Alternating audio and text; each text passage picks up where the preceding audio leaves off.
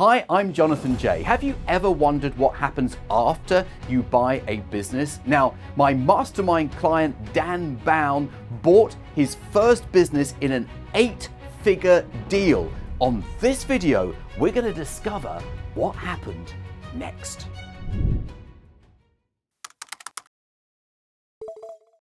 Now, if you're serious about buying a business, in the video description below this YouTube video, there is a link to a brand new free training program, no cost whatsoever. If you watch that training program, it will give you the essentials of business buying. And if you love this type of video, then like the video, subscribe to the channel and click the notifications bell, and you will receive a notification the next time I release a brand new video on buying a business. So Dan, on the last interview, we spoke about the first deal, the first mega deal. I tell people to aim high, and you certainly went for it on that first one.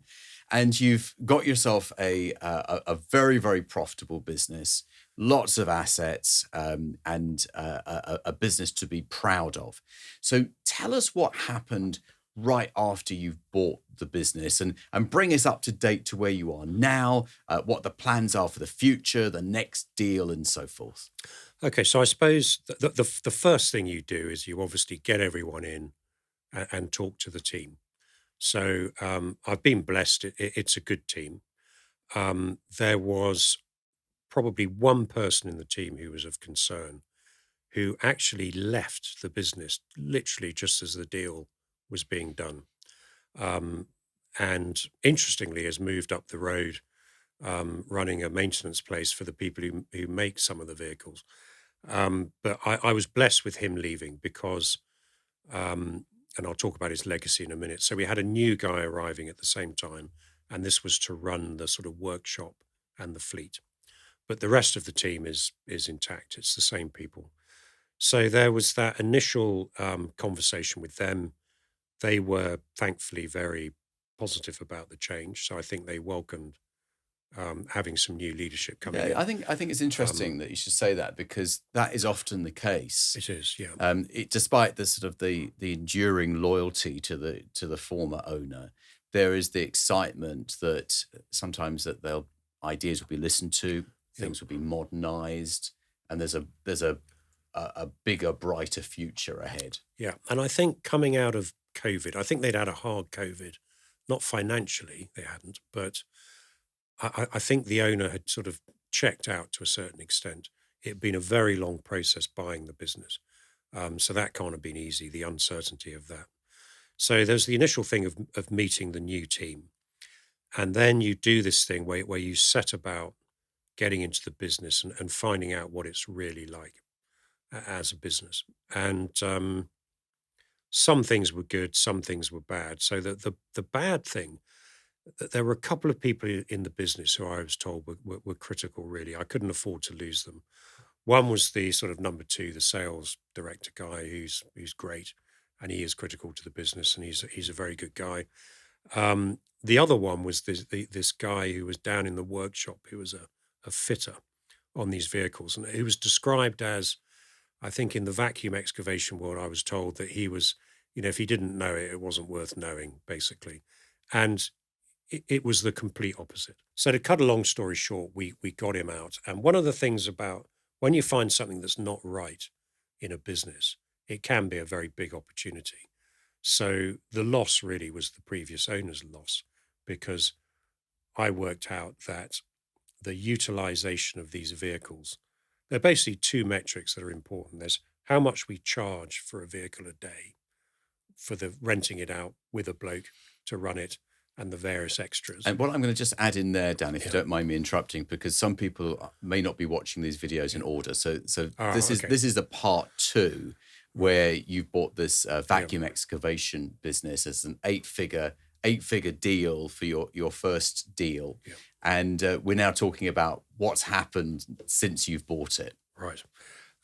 So you've got the price per day, and then you've got this thing which airlines know all about, which is utilization. So 440,000 a pop for a new one, they need to be out working. And I've sort of worked out the industry seems to be working at around 70%. And the reason for that is most people service the truck part and the actual sort of vacuum excavation part with third parties. And of course, and since COVID, it's got much worse. But certainly in the UK, if you need your truck serviced, your average, even the Mercedes dealerships, are quite happy to take weeks before a part will arrive, and you've lost your asset. So there was a great opportunity to bring all of this in house. So between the end of June, when the deal went through, and the end of August, we sort of sorted all of that out. Staff changes, we got lots more fitters in, which are sort of steadied down now. We had a bit of turnover with them. I was fairly ruthless about that, but we've started bringing the maintenance in house, and we've just in the new year finished installing a vehicle inspection pit, as well as these things that jack them up, so we can do everything you need to do HGV wise, apart from the MOT in the house. So what impact does that have on the business? Well, I mean, the impact in simple terms is if you do the run rate with the same sort of capacity, if you like, with the fleet, your 5.2 should be 7.2. So tell us what that means. Million revenue. In million, right? Yeah. Oh my goodness. So 70%. So with the same people, the same fleet, by improving the efficiency, by not sending vehicles out to be mended, serviced out of the business, but keeping it all in house, your revenue will increase £2 million. Yeah. So if you get and to you've a high got a 40% margin. Yes. Yeah. Now there's extra cost in there, but the interesting thing is your cost dynamic changes. So instead of your top 5 costs being third party maintenance people, etc., it's now more headcount and stuff like that. But the two sort of balanced each other out so far. Now we've got a higher revenue figure, which I'm not going to tell you, because there was also the other thing that the company didn't do anything with before, was there were 12 excavators out the back, which they're like miniature ones. They're not on a truck chassis. They're remote controlled on these tracks. And they're made by the sort of the owner's son's company down the road. So they were just sitting out the back. He never really did much with these, and we are now. So that's added a further injection of revenue. And you already own those assets? We already own them outright, yeah. Interesting. So it's all about, so in a business, I suppose, you know, when you take it over, it's good if you have some things that are bad, if you can turn them into value, because then... That's interesting, because that's so many people look for perfect businesses to buy. And when Diligence shows something isn't quite right, they go, oh, well, you know, I'm walking away from this deal. Yeah. When actually you're seeing those situations as an opportunity. Yeah. And now I didn't see, I didn't have the expertise. And this is the thing about due diligence, is I couldn't go and look at these vehicles. They were all out, and look at them with a fine tooth comb like an HGV technician can. And I wonder if I'd known that the maintenance of those chassis wasn't as good as it should have been, what my attitude would have been buying the business. Maybe I'd have tried to negotiate the price down. Okay. I don't know, but it's worked out good. I mean, that's been fixed, which is great. The other thing is that when your fleet's more reliable and you're turning things around quicker, if something breaks down on site and you can send a fitter to fix it quickly, that gives confidence to your salespeople. They're much more confident about maintaining that higher utilization. So the business was there all along. So you might have been losing business by the sales team saying, well, we can get a truck to you, but it won't be for 2 weeks. Yeah. And you know that you can turn it around across the weekend. And am I right in saying, unless I'm getting confused with another conversation I've had, is that you've now got a 7-day-a-week? Is that different? No, there was always a 7-day-a-week, 24-hour capability. Right. What I introduced was in the maintenance of the vehicles. Okay. So that all of the fitters, the HGV technicians, they do 4 days on, 4 days off, through the 7-day week. If you're curious about buying a business, if you are wondering whether it's something that you could do, then I've put together a brand new training that's going to be absolutely perfect for you. There is a link in the video description below. Click the link, watch the training, and find out whether buying a business is something that you could do. And if you like this type of video, remember to like the video, subscribe to the channel, and tap the notifications bell, and you will receive a notification every time I release a new video on buying a business. And that's something that you introduced? Yes, yeah. And So what was it before? it was Monday to Friday. Okay. But they did work on weekends, but it was done on a sort of stressful way. So it was like, we've got to fix this truck for Monday, therefore you must come in and do overtime. And the guy would say, I've done the last 4 weekends, I'm not doing this one. Yes. You have so to. you've introduced I'm a new leaving, rota that kind of stuff. that has better coverage. Yeah. Yeah. And therefore that improves your efficiencies because those vehicles are back on the road faster. Now, all of that is possible because we've got a fleet manager who knows all of that stuff. The previous incumbent who, not through luck rather than design, who left just as the deal was going ahead, he didn't have the right capability for that. So the lesson there is not to be, very often some of the bad people are very good at pushing you away. They've got the spiel to suggest that everything's as it should be, but is to get into the detail and look at what's happening and ask yourself, what are the main metrics of my business? What should I be doing? Would you describe yourself as a numbers person? I am, but it's not my. I'll talk about numbers in a second, but I am a numbers person because I've had all this time working in operations in big business, and I've at a senior level you need to know your numbers. But I don't think being focused on numbers. So a lot of consultants are like this. When you get them in, they will show you spreadsheets and they'll go on about private equity do it. But it's not that the numbers won't fix anything. They just measure things. The reality is motivated people, having the right people, being out and about in the business, asking the right questions. So getting people to do their own numbers. And has that come, do you think, from your military background? The leadership bit definitely started in the military and being up for change. But I'd say DHL was like that. I spent 11 years with them, working in a business like that where you're doing transformational change. Yeah. So I'd say sort of all the way through. But you can't lead a business from a desk, pumping out numbers. And I look at private equity businesses from my previous life, and they're very interesting because they often go into numbers in great detail, and they'll say, if we cut that head out, or if we make that tweak and add all these things together, it looks much better, doesn't it? But they have to do that because they bought the thing in the first place for twice as much as they should have done. So, I think I am a numbers person, but I wouldn't say that's my driving force. I'd say you need to spend time with people, understand what makes them tick, what motivates them. Another thing I've learned in business is in my 30s when I ran the DHL operation in Romania, and it was a very tough turnaround to save the business there and then grow it. And it was a big break for me. I was successful doing that, and it led to lots of other things. But one of the things I learned doing that was you can be quite aggressive. You can, in that instance, I took a whole management team out and replaced it. But the worst thing you can have in a business is fear. So if people are scared, and there was quite a lot of fear in the business when I took it over, and if people are scared, they won't speak up, they won't take risks. They'll be constantly scared about making mistakes, and they all sort of hunker down, and then nothing happens. So you don't want fear in your business. You've got to reassure people that the business is doing well, that what they're doing is good, but maybe they could do this as well. That kind of approach, I think, has worked quite well. But they're a good team of people in the business.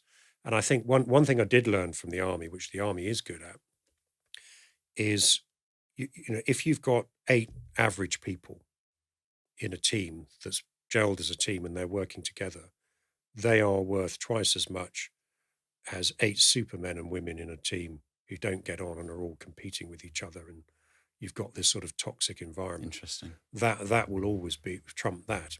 both in terms of being a nice place to work, but also performance. It's the consistency Yeah, and reliability. consistency, yeah. Absolutely. Rather than And, sort of and if you need an expert on something, well, you can get them in for a bit to help set it up. But, so, so the rest of the business seemed to be pretty good. There's lots of opportunity there, and we want to grow the business. And I'm sure lots of other small business owners have the same thing. There are lots of holes still to be plugged. We need to do much more on the marketing side, true marketing.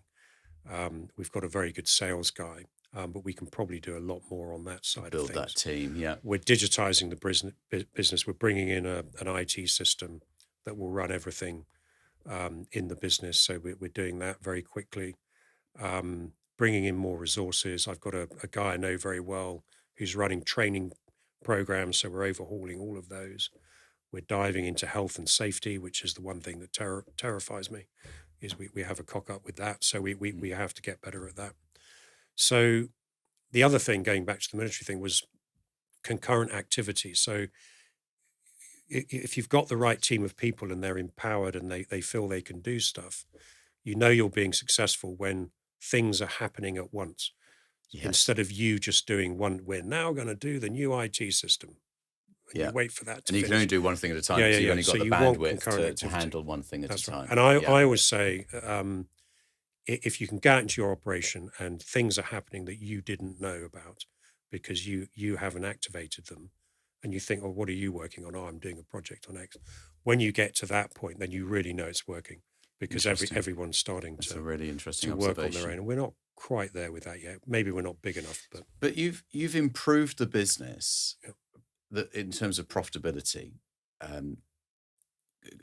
really well in a very short space of time, because at this point of recording today, how many months have you owned the business? I think it was since end of June, 28th of right. June. So less than a year. Oh yeah. So in less than a year, you've improved profitability by quite a bit. Yeah. 20%. Yeah, maybe a bit more. Yeah, maybe we'll see at the end of the year. I mean, we've had some. Yeah, probably about that. Yeah. I mean, that's pretty phenomenal, isn't it? It is, and I'm very proud of it. But the team's done most of that. But it's about enabling them to do it. You've enabled them to do it. So now there is one thing I did forget with the team is when we were in the final sort of 6 months of the deal, the lender said to me, and this goes to a point you've made a few times, that they'd prefer to have a finance guy in there, an experienced finance director in the company. Now, I didn't want to give up any equity at the start, but I agreed I would give up some equity and I would take on a finance guy.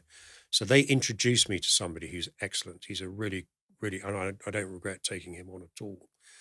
He didn't work for them, but he'd worked for a company they'd previously been involved with, and he's made a huge difference. So it's this thing of, it's partly the specific work he's doing, but it's nice to have someone else who's done something similar. Yes. In a similar industry, who's your ally, if you like. And do you own 100%? My wife and I own 85%. Okay. And he's got the rest. Yeah, fantastic. So it's a very, you've made a point recently in a couple of the sessions about having certain aspects covered. And that was worth its weight in gold. That was well worth doing. Yeah. So wonderful. That sounds like a really good plan. So what happens next then? Tell us about your plans for the next 12 months. So my initial plan was, worst case scenario, buy the business, pay off the deferred element over the first year, that small amount, and just run the business as it was for the first year. Get to the end of that first. Pick up on something you said there. Yeah. You said that small amount. That was $1 million, right? Yeah. Because percentage-wise, it is a small amount. Yes, isn't it? But it's still quite a lot of money from your cash flow. Yeah. And that must be coming up to the end of June being paid off now. Payment. Yeah. Sorry for interrupting your video, but I wanted to introduce you to a great lawyer in the UK who can get your deals done for you. He's worked for 50 of my mastermind clients in the last few months alone. His name is John Andrews, and I've got his details right here in my little back book of contacts. You can phone him on 0345 241 2494, or you can email him on johnandrews.deallawyer@jmw.co.uk. If you want someone who can get a deal done, he is your guy. So let's get back to the video. That was my sort of minimum. If everything was fantastic and I couldn't change much, or if things were difficult. And then after that, to start to invest in organic growth. But as a minimum, I could sit on the business for 5 years, pay off all the debt, and just sell it as it was with a bit of growth, getting a few vehicles in a year, and it would be very nice. So that's my sort of minimum. So if you basically, it's do nothing, Yeah, and it's still a great result. yeah.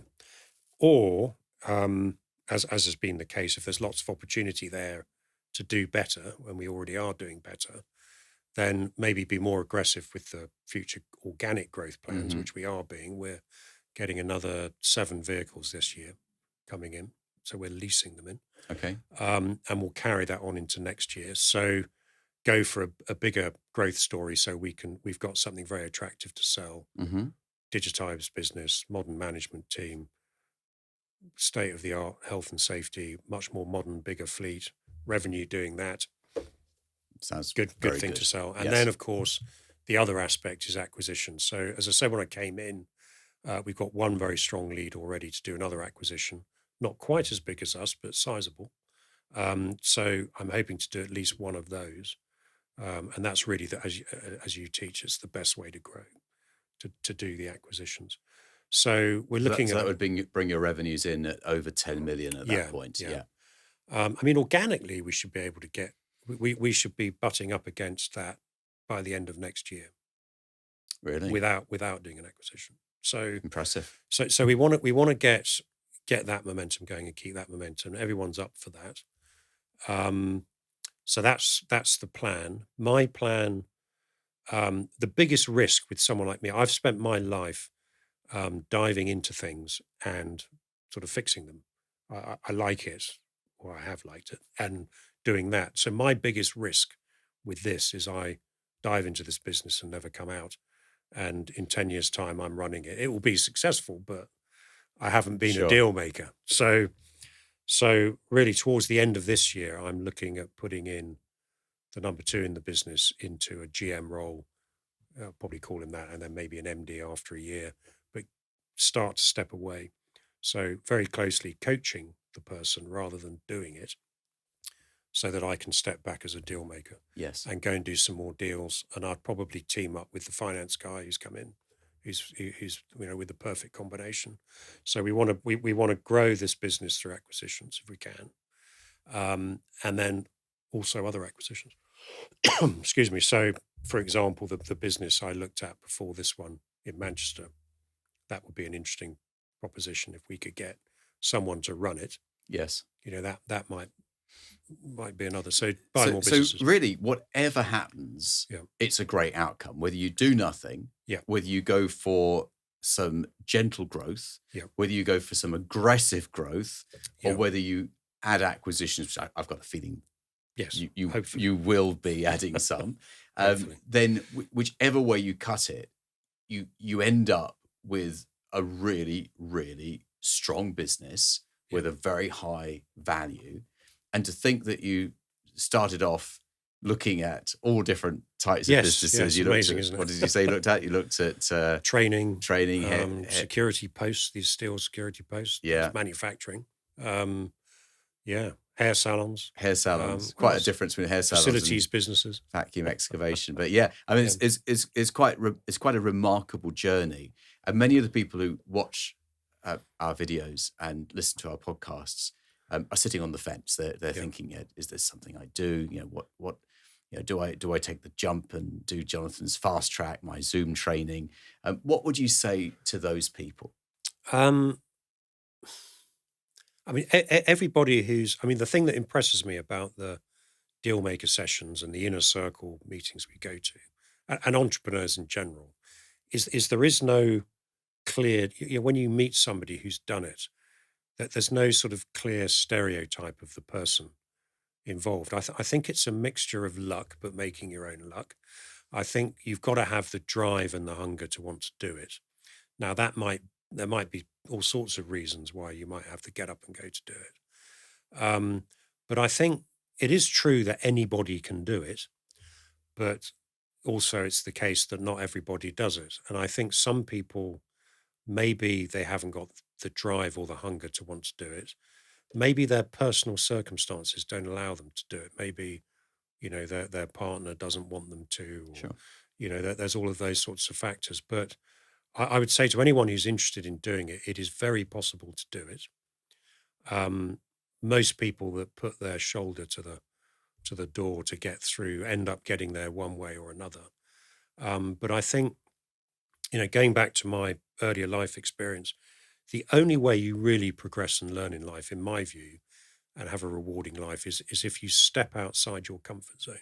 So most human beings are born in the town or village, or they're born in one place. They tend to work close to that.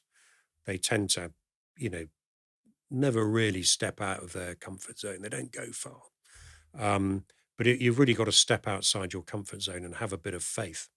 And I think the program that you ran, that Deal Makers program, was different to anything else I've done, in that you weren't learning theory. It was a practical process to go through. Now you can step off at any point. I could say, well, I don't want to be a deal maker. I've got my company now and I'm going to run it for 20 years. I could do that. But you don't have to do the whole process. But if you want to buy a business, it definitely works. So I would say, get on with it. And I'm a good example of someone who didn't. I spent the best part of 2 years painting a house, gardening, thinking about it, dilly-daddling around. But it won't happen at you now. Unless you get out and do it. Yeah, absolutely. And you need a bit Dan, of, you've been a great guest. Thank you very much for your advice. Thank you very much for sharing your experiences. I know a lot of people will benefit from those. And we will get you back here when you've done the next deal. Okay. Dan, thank you very much. Hope you'll be a bit quicker. Thank you.